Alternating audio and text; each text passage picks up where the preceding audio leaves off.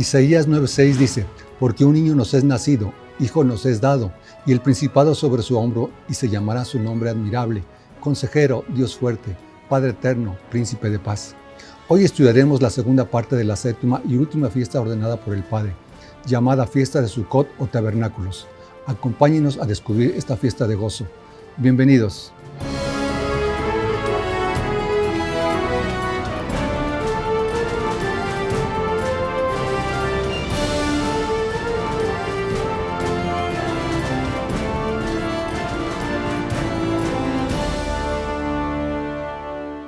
Bienvenidos a su programa Las Raíces Hebreas de Nuestra Fe Cristiana.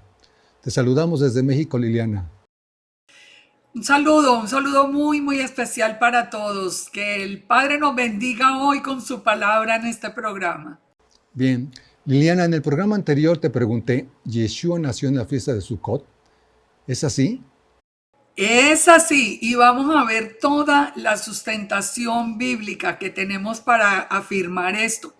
Nosotros, Gerardo, tradicionalmente aprendimos que Yeshua nació el 25 de diciembre, que nació en un pesebre donde moraban animales y así lo aprendimos, así aprendimos la historia. Pero vamos a revisar hoy lo que nos dice la Escritura para que nosotros podamos entender el verdadero significado de la fiesta de Sucot y la relación con el nacimiento de Yeshua.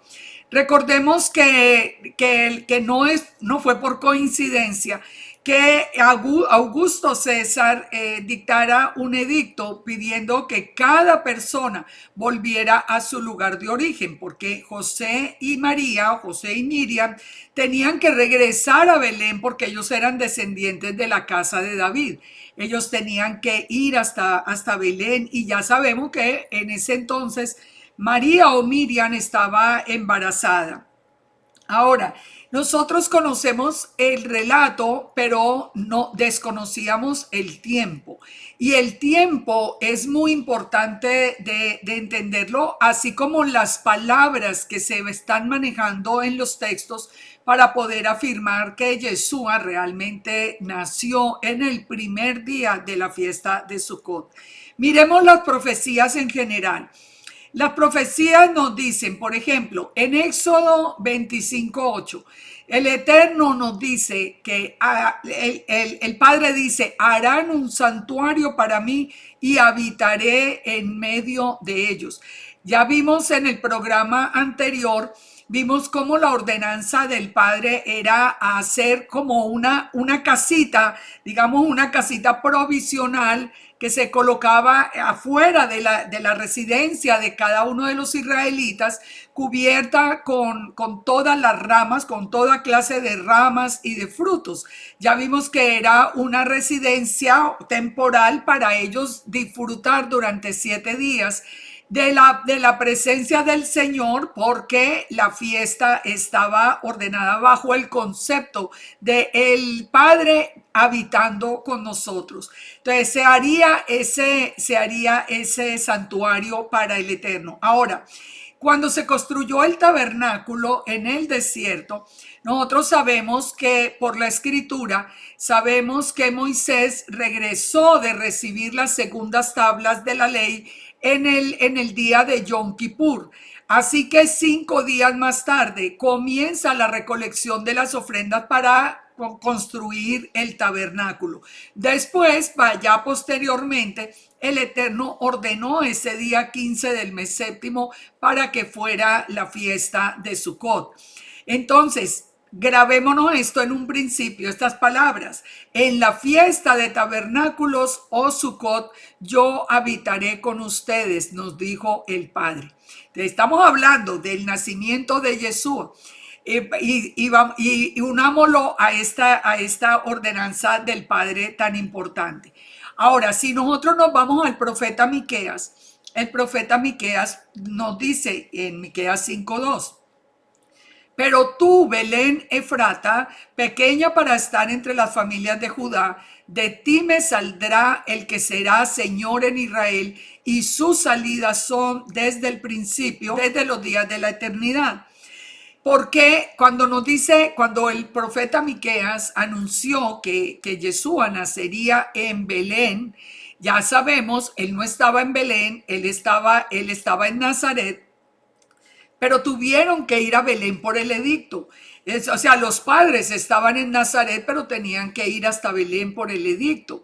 Entonces ahí es donde nosotros empezamos a ver al Eterno poniendo todas las cosas en orden, porque recordemos que Él tiene toda la autoridad en los cielos y en la tierra. Así que el edicto lleva a José y a Miriam hasta Belén para que se cumpliera la profecía de Miqueas. El profeta Daniel también profetizó el número exacto de días que transcurrirían entre la reconstrucción de Jerusalén y el templo después de Babilonia hasta la llegada del Mesías príncipe. Y en ese tiempo de Yeshua era que se cumplía ese plazo dado por el profeta Daniel. Por eso es que encontramos en muchas ocasiones en los evangelios, que estaban todos como alerta y cuestionándose, este será el Mesías, aquel será el Mesías. ¿Por qué lo estaban esperando? Porque era el tiempo que había anunciado el profeta Daniel. Nos dice esto, ¿dónde lo encontramos? Lo encontramos en Daniel 9:25. Sabe pues y entiende que desde la salida de la orden para restaurar hasta el Mesías príncipe habrá 7 semanas y 72 semanas y se volverá a edificar la plaza y el muro en tiempo angustioso. Todo esto se cumplió al pie de la letra. También el profeta Isaías en Isaías 7 nos había anunciado algo que nosotros hoy lo podemos entender sin problema. Dice, por tanto, el Señor mismo os dará señal. He aquí que la Virgen concebirá y dará a luz un hijo y llamará a su nombre Emmanuel, que significa Dios con nosotros. Fíjense nomás en esta profecía de Isaías 7:14. La Virgen concebirá. ¿Qué nos dice a nosotros la Escritura? Que María era virgen. Dice que todavía no se había unido a José. O sea, nosotros sabemos que el Espíritu Santo se posó sobre Miriam y hubo un nacimiento sobrenatural. ¿Cuál sería el nombre que llevaría? El nombre es decir, la definición. Quiero aclarar esto que es muy importante. En hebreo, el significado de los nombres nos habla de la misión. Recuerdan, por ejemplo, Abraham se le cambió el nombre por Abraham, padre de naciones. Aquí seguiría el nombre Emmanuel, que significa Dios con nosotros. Quiere decir que ese niño que iba a nacer se llamaría o sería, como nosotros lo creemos, Dios con nosotros. Ahora, si nosotros seguimos analizando las profecías, nosotros vemos que hay una cantidad de eventos sobrenaturales por los que se puede reconocer al Mesías. Y miremos cuáles fueron esos eventos que se presentaron en ese tiempo. La señal más importante, una mujer virgen iba a dar a luz. Sabemos que María era virgen. El evento que ya mencionamos de tener que ir hasta Belén por el edicto era otro evento sobrenatural. Otro evento sobrenatural que se tenía que presentar era que el niño iba a ser encontrado envuelto en pañales y acostado en un pesebre. Eso nos dice Lucas 2:12.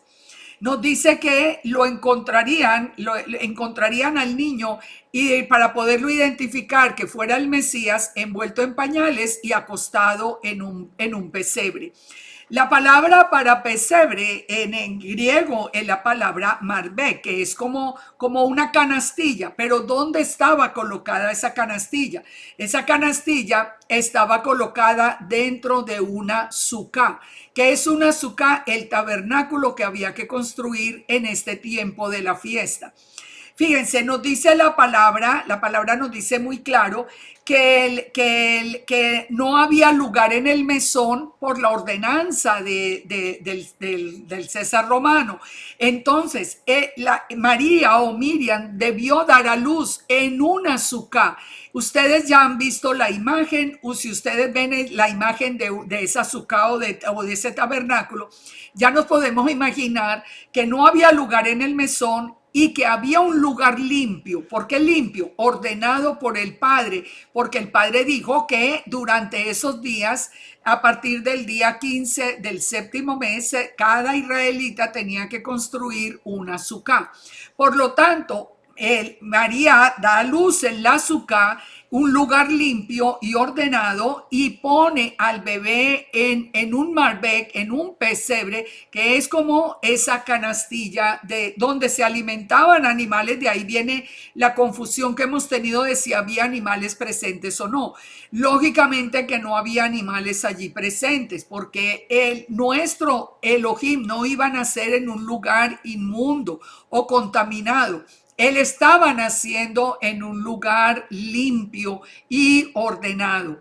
Fíjense, como recordemos que lo vimos en el programa anterior, que cada uno tenía que construirlo, tenía que ponerle techo con ramas, tenía que adornarlo. Era un sitio hermoso donde estaba naciendo Yeshua. Ahora, cuando llegan, si nosotros volvemos a las señales extraordinarias, encontramos, por ejemplo, que nos dice que los mismos ángeles estaban dando un mensaje de gozo a los que estaban allí en los campos, a los levitas que estaban custodiando allí en el campo. Ese mensaje de gozo que lo encontramos en Lucas 2, 10 al 12, ¿qué nos dice? ¿Qué le dijeron los ángeles? Dice, el ángel dijo, no temáis, porque he aquí que os doy nuevas de gran gozo, que será para todo el pueblo, que os ha nacido hoy en la ciudad de David un Salvador, que es Cristo el Señor. Y esto os servirá de señal. Hallaréis al niño envuelto en pañales, acostado en un pesebre. Ahora, será para todo el pueblo esa señal. ¿Por qué para todo el pueblo? Porque el que nacía era el Salvador. Ustedes recuerdan que vimos en el programa anterior también que se debían sacrificar 70 becerros porque era una invitación a todas las naciones. El nacimiento de Yeshua es una señal de gozo para todo el mundo, porque Él es el Salvador que tenía que cumplir con todas las profecías de manera absolutamente literal. Ahora, como vimos que el nombre era Emmanuel, Dios con nosotros, ese niño que nacía en medio de todas esas señales sorprendentes, en medio de ese momento específico, allí nosotros entendemos y confirmamos, porque esa es nuestra fe, que estamos en el cumplimiento del nacimiento en la fiesta de Sukkot o tabernáculos. Ahora, si nosotros seguimos avanzando en el estudio de la fiesta de tabernáculos, podemos tener más evidencias. Por ejemplo, nosotros sabemos que Yeshua nació en el primer día de Sukkot. ¿Y por qué sabemos que en el primer día, si la fiesta son 7 días y hay un octavo día? Porque Yeshua debió ser circuncidado en el octavo día. Es decir, él nace en la fiesta de Sukkot y fue circuncidado, como nos dice la palabra, en el día ordenado. ¿Cuál era el día ordenado? El octavo día, que es también un día de reposo en Sukkot. Ahora, cuando nosotros estudiamos el sacerdocio del templo, podemos encontrar también la fecha exacta. ¿Por qué? Porque si nos venimos a estudiar, por ejemplo, el evento sobrenatural que había pasado recientemente con Zacarías, el sacerdote, nos dice que el Zacarías, el padre de Juan el Bautista, era de la clase de Abías. Entonces, su esposa Elizabeth era de las hijas de Aarón. Es decir, que Juan el Bautista era candidato, digamos, legal al sumo sacerdocio en el orden de Aarón. Pero recuerden que Zacarías y su esposa Elizabeth no podían tener hijos y ya estaban ancianos. Y mientras él ministraba en el templo, él recibió el anuncio por parte del Eterno del nacimiento de Juan el Bautista, que venía para anunciar la venida de Yeshua, como nos lo dice Isaías 40. Y nosotros sabemos por la escritura que Juan el Bautista nació 6 meses antes de Yeshua. Eso lo sabemos por los mismos evangelios. Pero cuando nosotros estudiamos el orden del sacerdocio, nosotros podemos establecer que Zacarías, de acuerdo a Primera de Crónicas 24, él tenía el 8º turno del sacerdocio, porque los sacerdotes ministraban por turno durante el año y era un turno fijo. Y en los días de fiesta ministraban todos. Así que podemos hacer la cuenta y podemos llegar a la conclusión con mucha seguridad de que el sacerdote Zacarías recibió el anuncio estando en el 8º turno y que correspondía a la fiesta de Shavuot o Pentecostés. Así que si nosotros empezamos a contar el tiempo entre digamos, alrededor de la fiesta de Shavuot o Pentecostés, que digamos el regreso del sacerdote a la casa, el encuentro con su esposa, el nacimiento de Juan el Bautista, nosotros vemos que perfectamente 6 meses después nace Yeshua, que correspondería al 7º mes hebreo. Así que aún por el orden del sacerdocio, nosotros podemos contar esos 9 meses del embarazo de Yeshua y tenemos todas las fechas aproximadas. Juan el Bautista naciendo en Pesach, Yeshua naciendo 6 meses después en la fiesta de Sukkot o tabernáculos. Ahora, cuando nosotros entendemos todo estos sucesos que no son aislados, que están relacionados con lo mismo, nosotros podemos saber también que Miriam cuando Miriam salió o María salió embarazada. En Lucas 1:26 nos dice que fue 6 meses después del anuncio de Juan el Bautista. Por lo tanto, sabemos exactamente el tiempo. Ahora, en Juan 1:14 nos dice la palabra, nos dice que está hablando de la palabra del Eterno hecha hombre y nos dice que hizo tabernáculo y habitó entre nosotros. El hecho de que el mismo evangelio de Juan nos diga que la palabra de Elohim hizo tabernáculo entre nosotros, ¿en qué forma nos lo dicen las versiones más comunes? Aquel verbo fue hecho carne y habitó entre nosotros. Si ustedes lo miran en hebreo o en griego en este caso, dice que hizo como un tabernáculo entre nosotros y vimos su gloria del unigénito del Padre, lleno de gracia y de verdad.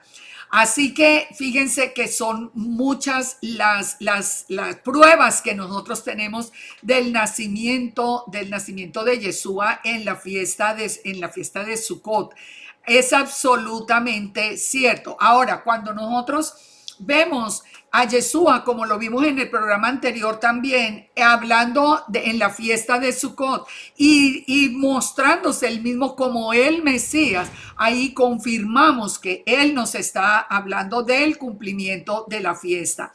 Tenemos que pensar en los mismos,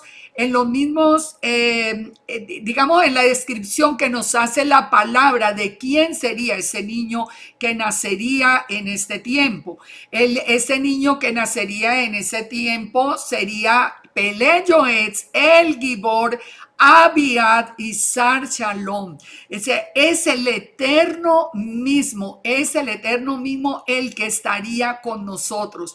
Así que todo nos prueba que en la fiesta de tabernáculos nació Yeshua y que fue una señal extraordinaria al mundo. Por eso es que sabemos que en Zacarías 14:16 nos habla de que todas las naciones vendrán en el milenio a adorar al rey y a celebrar con él la fiesta de los tabernáculos. Es como que le vamos a celebrar, digamos, su nacimiento y la bendición que representa para el mundo.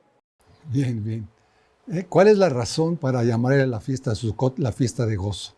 Tenemos muchas razones que ya hemos visto, pero quiero terminar este tema de la fiesta resumiendo puntos muy importantes. Aparte de todos los que hemos visto, fíjense esto, el Salmo 100 nos llama a nosotros a cantar alegres al Eterno, a servirle con alegría, a entrar por sus puertas con acción de gracia, por sus atrios con alabanza.